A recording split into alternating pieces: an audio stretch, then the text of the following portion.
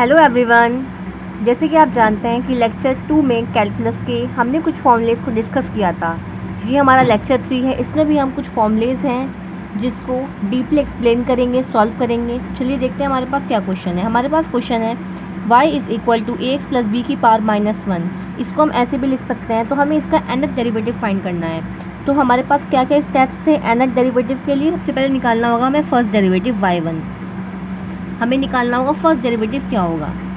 देखिए क्या होता है, इसको हम x मान के चलते हैं। x की पावर -1 है, तो जो पावर होती है वो आगे आ जाती है -1। अब ये पूरा एज इट इज आ जाएगा हमारा। अब एक कम हो जाती है पावर, तो कितना हो गया। एक कम का मतलब होता है इसमें एक जोड़ देना, इसमें से एक माइनस कर देना। सॉरी, एक कम का मतलब इसमें से एक माइनस करो, इसमें से एक माइनस करो तो कितना हो जाएगा -2 हो गया। अब निकालते हैं y2 के लिए ये चीज़ ऐसी आ जाएगी। अब इसका डिफ्रेंशिएशन करेंगे तो ये -2 हमारा बाहर आ जाएगा, ये टर्म ऐसी आ जाएगी हमारी, और पावर एक कम यानी -3। अब निकालते हैं y3 के लिए ये चीज़ ऐसी आ जाएगी क्योंकि ये कांस्टेंट वैल्यूज़ है। इसका डिफ्रेंशिएशन करेंगे, -3 बाहर आ जाएगा, ये एज इट इज़ आ जाएगी और एक पावर हमारी कम हो जाएगी। हमने y3 निकाल लिया। अब हम पहुँचेंगे yn पर। आप देख सकते हैं y1 में भी -1 है, y2 में -1 -2 है, y3 में -1 -2 -3। यानी कि जैसे जैसे हम आगे बढ़ते रहेंगे y4 y5 निकालेंगे तो ये तीनों चीज़ें हमारी आ जाएंगी। तो yn के अंदर हम ये तीनों चीज़ें लिख देंगे, y -1 -2 -3, y1 के लिए -1, y2 के लिए -2, y3 के लिए -3, yn के लिए -n।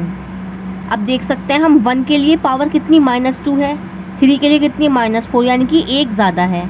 तो ax प्लस b, 3 के लिए 4 है माइनस में, तो माइनस के n के लिए कितनी हो जाएगी n+1।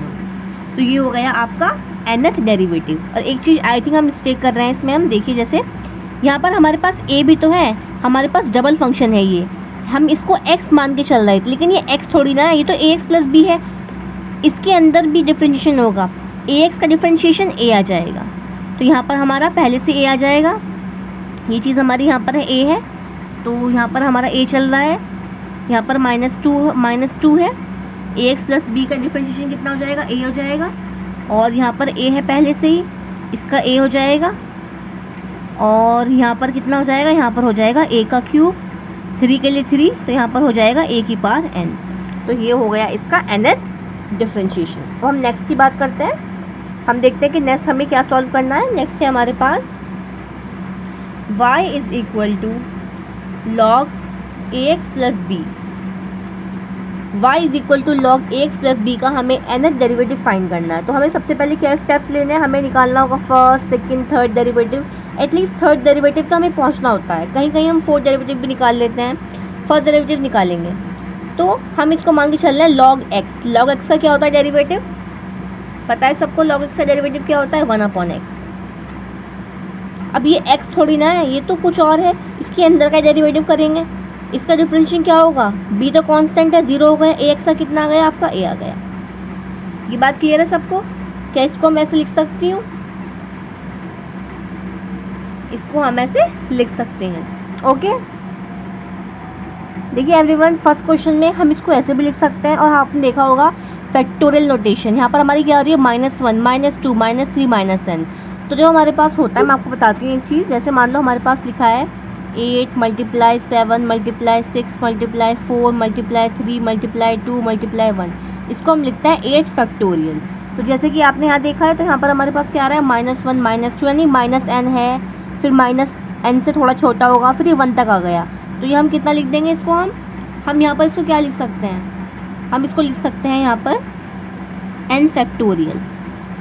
अब देखिए माइनस माइनस माइनस माइनस आ रहे हैं, तो मैं इसको लिख सकती हूँ -1 की पावर n, -1 की पावर n फैक्टोरियल a की power n ax plus b -n+1। यहाँ पर हमने क्या किया, ये -1 -2, यहाँ पर 1 2 3 n तक था, तो n से हमारा n से n-1 n-2 फिर 3 2 1 आया। इसके लिए हमने यूज़ किया n फैक्टोरियल। और ये माइनस माइनस जो है, हमने इसको क्या कर लिया, हमने इसको कंबाइन कर लिया। माइनस माइनस को हमने कंबाइन करके क्या लिख दिया, -1 की पावर n। यानी कि अगर n हमारा ऑड भी हो सकता है, इवन भी हो सकता है हमारा n। अगर हमारा इवन होगा n तो ये प्लस में आ जाएगा, ऑड होगा तो माइनस में आ जाएगा। इसलिए हमने -1 की पावर n कर ली, क्योंकि हमें नहीं पता कि इवन आएगा, माइनस में आएगा या प्लस में आएगा, तो हमने इस माइनस को इकट्ठा करके -1 की पावर n कर दी। ये बात सबको क्लियर है? तो हम नेक्स्ट स्टेप पे पढ़ते हैं। हमने फर्स्ट डेरिवेटिव निकाल लिया इसका, अब हमें निकालना है सेकंड डेरिवेटिव y2 निकालना है हमें। ये हमारा ऐसे आ जाएगा। y2 निकालने के लिए ये हम x मानकर चलेंगे, x की पावर -1 है तो -1 बाहर आ जाएगा, और ax plus B as it is आ जाएगा। -1 है तो एक कम हो जाएगी, और ax का डेरिवेटिव a आ जाएगा। तो ये कितना हो गया, a square -1 ax plus B की पावर -2। अब निकालते हैं थर्ड डेरिवेटिव। थर्ड डेरिवेटिव में क्या होगा, ये चीज़ ऐसी आ जाएगी हमारे पास, a स्क्वायर ऐसे आ जाएगा, -1 एज इट इज आ जाएगा।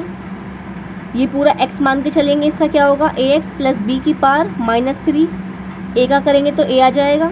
तो ये हो गया हमारा a³ -1 ax प्लस बी की पावर -3। हम कोशिश करेंगे कि एक जैसा लिखने की, यहाँ पर a आ रहा है तो a स्क्वायर a³। अब हम बात करते हैं nth डेरिवेटिव की। nth डेरिवेटिव में देखिए क्या होगा, जब हम nth डेरिवेटिव निकालेंगे तो देखिए y1 के लिए a की पावर 1 है, y2 के लिए a की पावर 2 है, y3 के लिए a की पावर 3 है, तो y के n के लिए a की पावर n हो जाएगी। ये बात सबको क्लियर है? अब देखिए यहाँ पर क्या है, y1 में हमारा a1 आ गया, y2 में क्या आ रहा है, एक माइनस आ रहा है, y3 में भी क्या आ रहा है हमारे पास, एक माइनस आ रहा है, ये वाला y3 में अगर हम देखें तो हमारे पास क्या आ रहा है, एक -1 आ रहा है, और एक कितना आ रहा है, -2 आ रहा है। यहाँ पर हमें सॉरी लिखना है -2, क्योंकि ये -2 भी तो आएगा बाहर, क्या आ रहा है, -2। तो -1 -2 हमारे चलते रहेंगे, -1 आ जाएगा, -2 आ जाएगा, डैश। अब देखिए y3 के लिए क्या आ रहा है, -2, यानी कि एक कम आ रहा है, तो yn के लिए क्या आएगा, एक कम आएगा, एक कम, माइनस में एक कम आएगा, एक कम का मतलब n-1 आ जाएगा। अब क्या आ जाएगा, 3 के लिए पावर कितनी है, 3, तो ax प्लस बी, n के लिए कितनी होगी पावर n, क्योंकि माइनस में है तो माइनस आ जाएगा। ये बात सबको क्लियर है क्या नहीं क्लियर है? अब इसको हम क्या लिख सकते हैं, देखिए अब हम इसको लिख सकते हैं, अब यहाँ पर क्या है, -1 है, -2 है, -n-1 है, क्या मैं इसको लिख सकती हूँ n-1 फैक्टोरियल, क्योंकि -n और +1 हो जाएगा, -n +1 हो जाएगा।